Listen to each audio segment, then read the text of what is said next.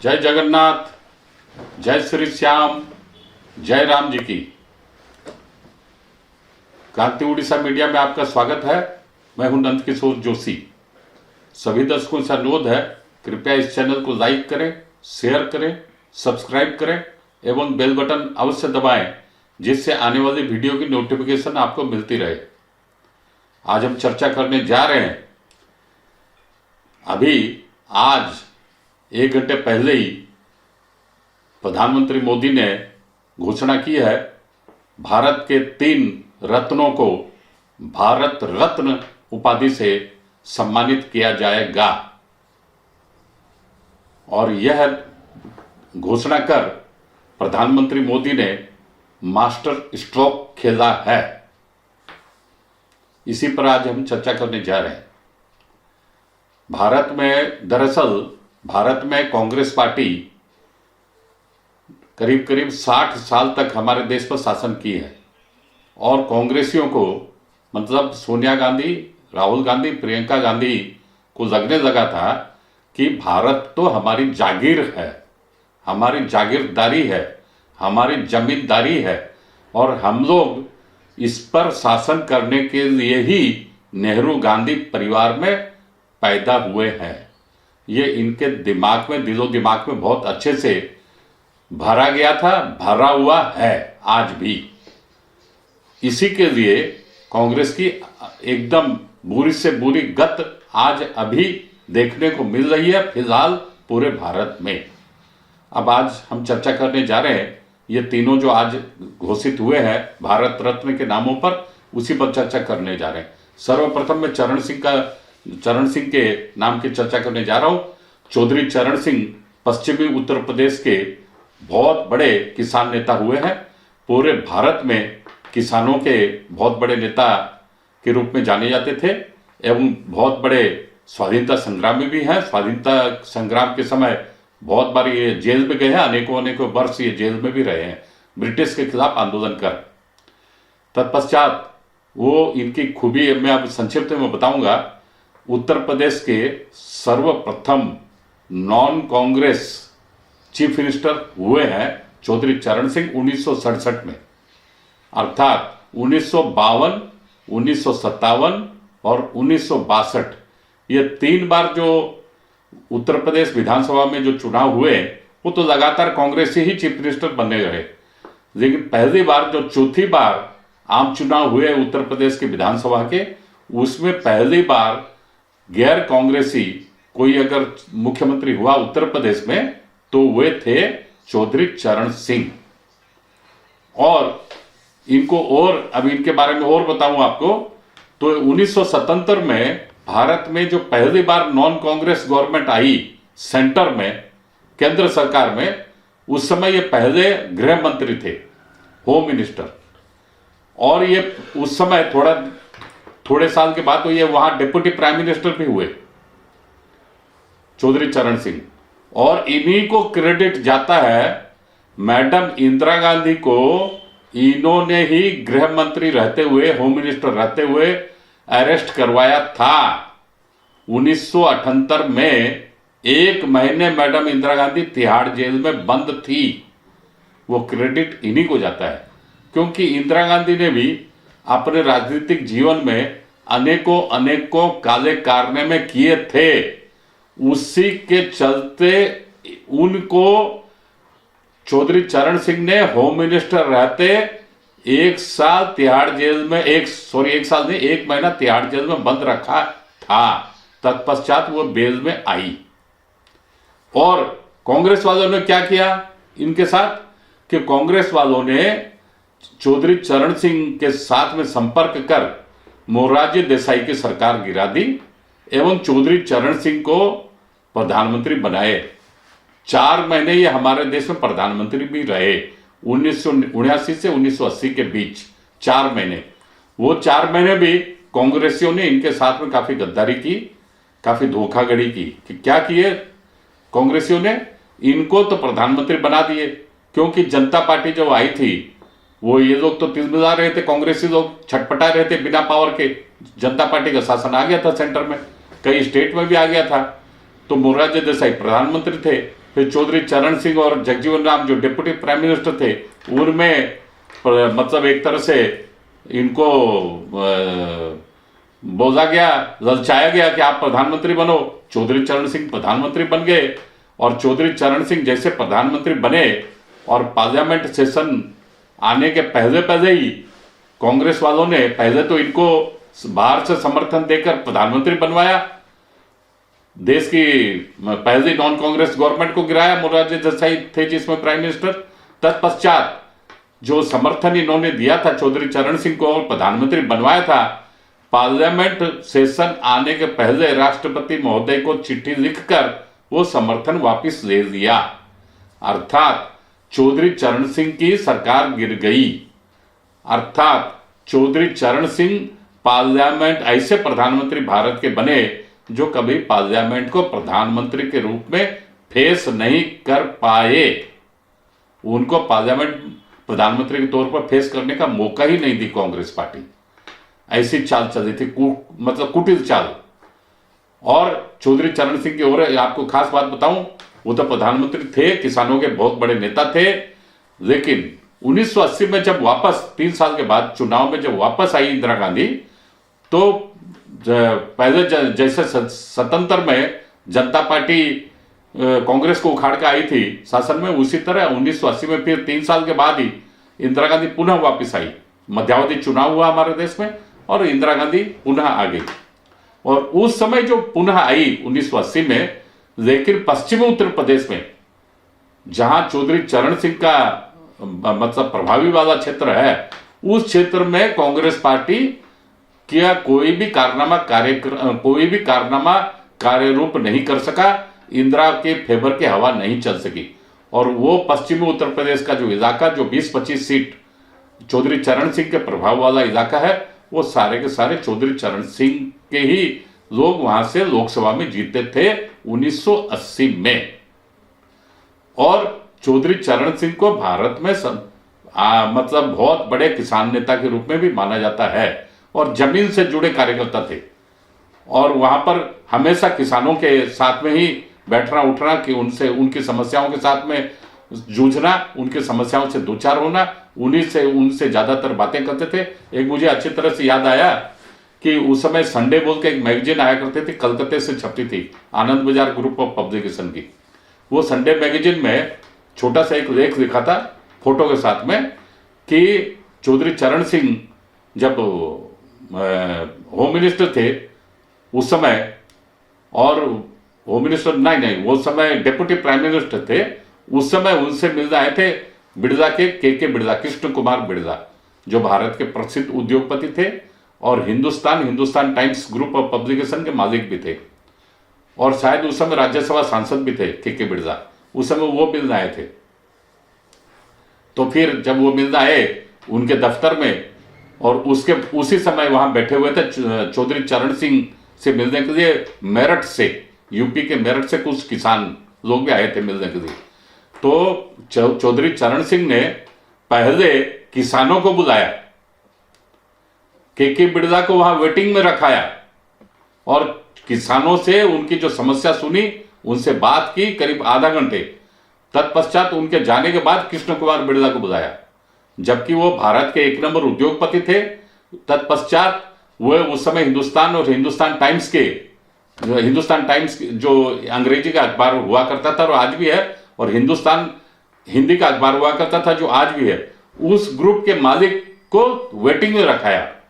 मतलब उन्होंने यह संकेत दिया कि किसान लोग मेरे पास मेरे लिए तथा भारत के लिए सर्वोपरि हैं, कोई उद्योगपति के मुकाबले।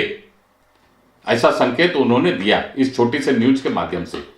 अब मैं बता रहा हूं कि पीवी नरसिम्हा राव, उनको, हाँ, और एक बात है, ये जो अभी मोदी जी ने चौधरी चरण सिंह को भारत रत्न की पद से, उपाधि से नवाजा है, उसका आने वाले लोकसभा चुनाव में बहुत ही सुंदर प्रभाव पड़ेगा भारतीय जनता पार्टी के पक्ष में, और यूं कहूं कि भारत के भी पक्ष में। क्योंकि चौधरी चरण सिंह जाटों के बड़े नेता थे, किसानों के नेता के साथ साथ में जाटों के भी सर्वमान्य नेता थे, और जाटों का प्रभाव हमारे देश में, विशेषकर पश्चिमी उत्तर प्रदेश में, पंजाब में, हरियाणा में, राजस्थान में और कुछ क्षेत्र जो है जम्मू के, वहां भी जाटों का बहुत ही प्रभाव है, बहुत ही प्रभावशाली भूमिका में जाट लोग रहते हैं। तो ये जो 4-5 जो राज्य हैं, मैंने आपके सामने नाम रखा, उन चारों पांचों राज्यों में जाट बेल्ट में जाटों के ऊपर बहुत ही पॉजिटिव प्रभाव गिरेगा, मोदी जी के फेवर में, भारतीय जनता पार्टी के फेवर में।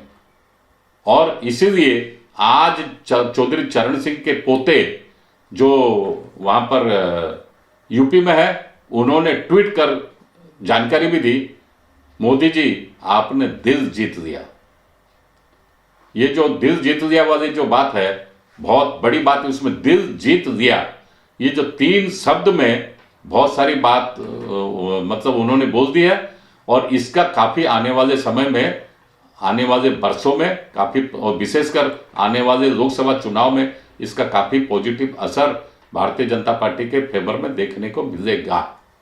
अब मैं आ रहा हूं दूसरी तरफ, पीवी नरसिम्हा राव, जो हमारे देश के पहले नॉन नेहरू गांधी परिवार से जो प्राइम मिनिस्टर हुए कांग्रेस में, और पूरा 5 साल का टर्म पूरा किए पीवी नरसिम्हा राव, उनको भी भारत रत्न से प्रधानमंत्री मोदी ने नवाजा है।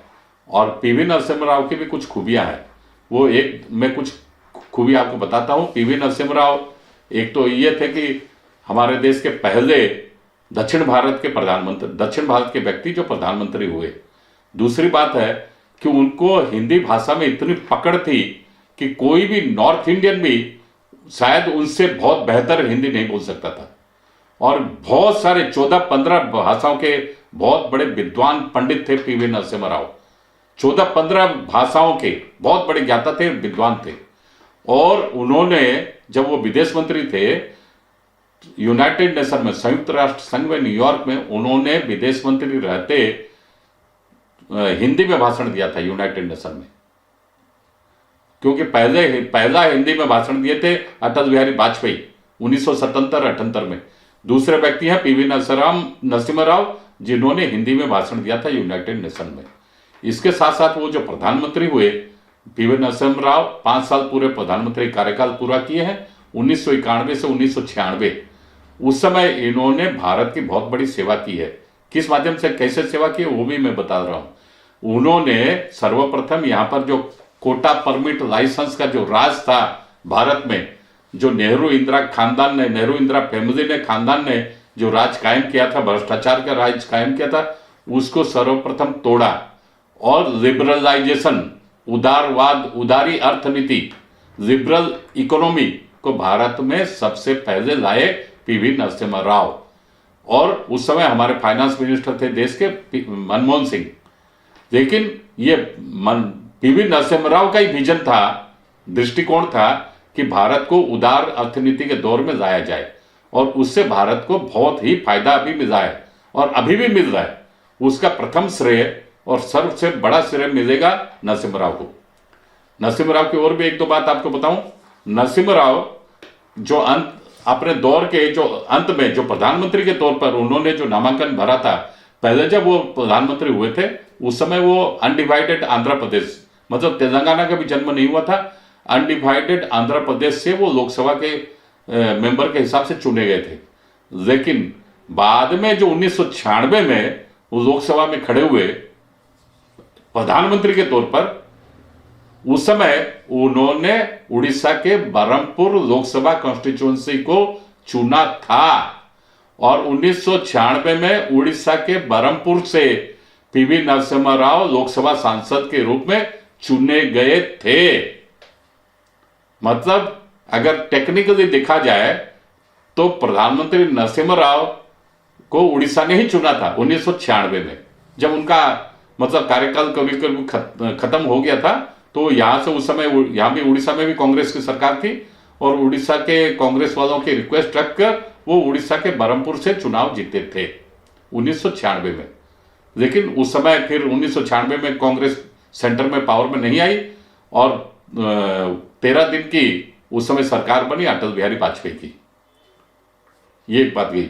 और इनकी और 1-2 बात ये बताऊं कि ये एक्चुअली क्या है कि इनकी बहुत मंशा थी, बहुत इच्छा थी कि भारत में एटम बम का परीक्षण हो। इसलिए उन्होंने प्रयास भी किया, लेकिन अमेरिका बहादुर ने इनके बाहें मरोड़ दी, आर्म्स ट्विस्टिंग की, और ये सफल नहीं हो पाए, क्योंकि उनकी स्पाई एजेंसी इतनी स्ट्रांग थी। उनको खबर मिल गई कि पीवी नरसिम्हा राव भारत में एटम बम परीक्षण करना चाहते हैं, तो नानादी रकम के डिप्लोमेटिक चैनल के जरिए से इनको धमकी मिली और उनको पीछे पांव खींचना पड़ा। लेकिन जब अटल बिहारी वाजपेयी 1998 में फुल फ्लेजेड जब प्रधानमंत्री हो गए थे 2 साल के बाद, क्यों उस 96 से 98 के बीच में 2 साल रहा देवगौड़ा का कार्यकाल और इंद्र कुमार गुजराल का कार्यकाल। तत्पश्चात 1998 में जब अटल बिहारी वाजपेयी प्रधानमंत्री बने एक बार फिर से, तब इन्हीं पीवी नरसिम्हा राव ने अटल बिहारी वाजपेयी को बोला था कि भाई हम लोग तो सारी तैयारी कर रखे थे, लेकिन अंतिम क्षण में हम लोग कामयाब नहीं हो पाए, आप ये कामयाबी आपके चेहरे को जाएगी, आप ये काम कीजिए। और अटल बिहारी वाजपेयी ने 1998 में एटम बम का परीक्षण किया था पोखरान राजस्थान में। ये तो मैंने आपको ऐतिहासिक बातें बताई है। और कांग्रेस वाले जो जो कांग्रेस वाले ने क्या किया, इसी सोनिया गांधी ने क्या किया, जब नरसिम्हा राव का शरीर शांत हुआ, उस समय कांग्रेस की सरकार थी, मनमोहन सिंह प्रधानमंत्री थे हमारे देश में, और ये एम्स में काफी दिन तक बीमार रहे। और उस समय जब ये बीमार के हालत में थे एम्स में, जब मनमोहन सिंह सरकार प्रधानमंत्री थे, 2004 से 2014 के बीच की बात मैं बता रहा हूं अभी, उस समय उनके अंतिम क्षण में समय में भी सोनिया गांधी कभी इनको देखने नहीं गई एम्स में दिल्ली में। लेकिन जब इनके बस अंतिम क्षण में इनके जाने आने का टाइम आ गया, तब इनके परिवार के लोगों को सोनिया गांधी ने खबर पहुंचाई कि आप लोग कभी यह मत सोचिएगा कि नरसिम्हा राव जी का अंतिम संस्कार, दाह संस्कार दिल्ली में होगा। आप लोगों को नरसिम्हा राव के अंतिम संस्कार के लिए दिल्ली में जगह नहीं दी जाएगी, इसलिए आपको नरसिम्हा राव की डेड बॉडी को दिल्ली से ले जाकर हैदराबाद जाना पड़ेगा। ये मैडम सोनिया ने संदेश भिजवाया था नरसिम्हा राव के परिवार के लोगों को। नरसिम्हा राव के जीवित रहते, नरसिम्हा राव अपने जीवन के अंतिम सांस ले रहे थे, जीवित थे उस समय नरसिम्हा राव के परिवार को सोनिया गांधी ने यह संदेश भिजवाया था। और किसके माध्यम से भिजवाया था? गुलाम नबी आजाद के माध्यम से, कि वहां खबर दे दो। और वैसा का वैसा हुआ। एक प्रधानमंत्री जो वहां पर तो नेहरू, इंदिरा, राजीव, संजय गांधी तो कोई पोस्ट में थे ही नहीं कभी, उनके लिए भी बड़ी बड़ी समाधि बनी हुई है वहां पर दिल्ली में। लेकिन जिन्होंने 5 साल तक देश की सेवा की, 5 साल तक प्रधानमंत्री रहे, और जिनके समय में इकोनॉमी बूस्ट की है, जिन्होंने बहुत अच्छे से शासन किया है, लिबरलाइजेशन का शासन किया है, देश को, अर्थनीति को आगे बढ़ाया, उनके लिए अंतिम संस्कार के समय भी उनके लिए जगह नहीं दी। इसी सोनिया गांधी की सरकार, मनमोहन सरकार के समय। और मैं बताता हूं कैसे कैसे अपमानित किए थे नरसिम्हा राव को। जब वो चले गए, इस दुनिया को छोड़ के निधन हो गए, तो नरसिम्हा राव जी 5 साल तक ऑल इंडिया कांग्रेस कमेटी के प्रेसिडेंट भी रहे हुए। और ऑल इंडिया कांग्रेस कमेटी का दिल्ली में हेडक्वार्टर था 24 अकबर रोड पर, आज भी है।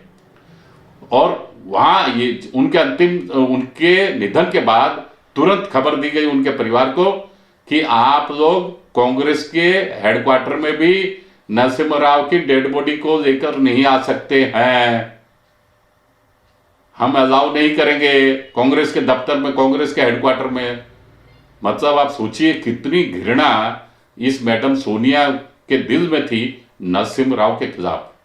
जब उस समय लेकिन कांग्रेस की ही सरकार चल रही थी, मनमोहनी सरकार, सोनिया की ही सरकार चल रही थी, और पीवी नरसिम्हा राव की डेड बॉडी को कांग्रेस के हेडक्वार्टर में 24 अकबर रोड में नहीं लाने दिया गया। अब लेकिन देखिए, भारत सरकार के जो प्रधानमंत्री हैं, प्रधानमंत्री नरेंद्र मोदी ने कैसा उचित सम्मान दिया है चौधरी चरण सिंह को भी और इधर पीवी नरसिम्हा राव को भी। और दोनों को भारत रत्न से नवाजा गया। मतलब इनका बहुत पहले से ड्यू था, ये वास्तव में भारत रत्न थे, लेकिन भारत रत्न से इन लोगों को मरहूम किया गया, भारत रत्न पद से इनको अलग रखा गया था।